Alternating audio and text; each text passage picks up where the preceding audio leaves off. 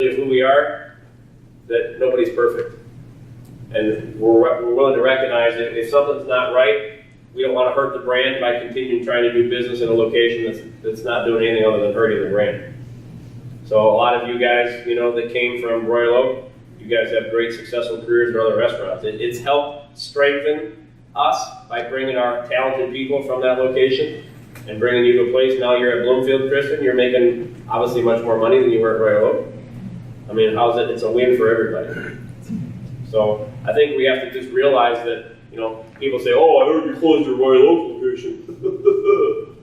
I'm like, you're absolutely right, we did close the location. And I said that was the best move that we've made, and here's why. Everything's positive. Monday night, if it's raining and snowing and you do 13 covers, people, then the next day you're at the party, you're at the barber shop, or you're at the party store, or you're wherever, and it's like, oh, you're working on Yamaha's business. Oh, it was terrible last night, I couldn't. If we served 13, we're like, you wouldn't believe how busy we were last night. It's all a perception. So we need to put a spin on things. I'm like, oh my God, you wouldn't believe it. So we don't need to talk about, we kind of breezed through all of that already. Just trying to get just the back. We talked about Mr. Carey, with Chef Aldo, his relationship. We talked about all of our brands, how we're growing. I want to get to the good stuff. Look at that handsome fella. You guys know he played football at Central Michigan University? No. Wow. So sometimes you see him right now, last couple months, he's been like this, coming through your restaurants. Now you know why. A lot of years of football. Chef Aldo, great story about Chef Aldo. Again, I'm German-Irish, he's 100% Italian. In his mind and his old world of thinking, it was always the belief that a true Italian should take over as the corporate chef of the Andiamo restaurant group.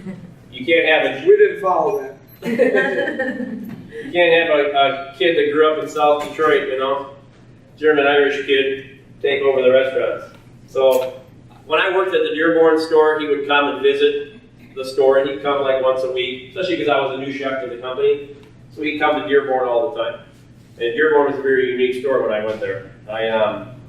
I didn't rustle feathers, but I have a very different style of how I do business. Everybody in my kitchen wears a uniform, everybody matches. Everybody wears the same exact hat, and the hats all match. Everybody wears their cap forward. Nobody's allowed to wear their baseball caps backwards. Everybody has a pen and a Sharpie in their pocket or they go home. You show up late, I don't need to go home. Why doesn't that have to be done in all locations? Because I need a little bit more support. You dress like a team, you look like a team, we're gonna act like a team. That's right. All about the team. I played sports my whole life. My Major League Baseball career didn't work out, so I became a chef instead. What do you want from me? I tried acting, it didn't work. Tried modeling, it was even worse. I still got a hope for stand-up comedy. I'm working on that one yet.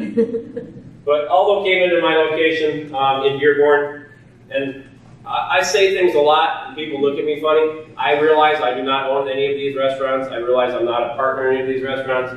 But you know what? I treat them like I own them. That's right. And I always say my. Not because I'm arrogant, because I really believe that they're mine. When somebody drops a plate and someone claps, I'll fire you. You drop something, that costs this company $25. That's not funny. Job opening? What is that? What does that show? You don't do that in my kitchen. You think that's funny? Go home. Think about your job. I had a guy that did that. You guys laughed at Joe Muir in Bloomfield. I had a server drop a tray of china and glassware all over the floor, and one guy laughed. I sent him home. I said, "You're fired. Don't come back." He begged for his job. I made him write an apology letter to everybody in the restaurant for his behavior. And I said, if you want your job back, you're going to write an apology letter to everybody that works in this restaurant, because that cost this restaurant almost $500. A little bit over the top maybe, but you know what? He did. You think that set a tone in that restaurant? Absolutely. It's all about setting the standard and setting the tone. They don't even think about it. But you know what? It's the best place to work. Everybody there has the most fun ever.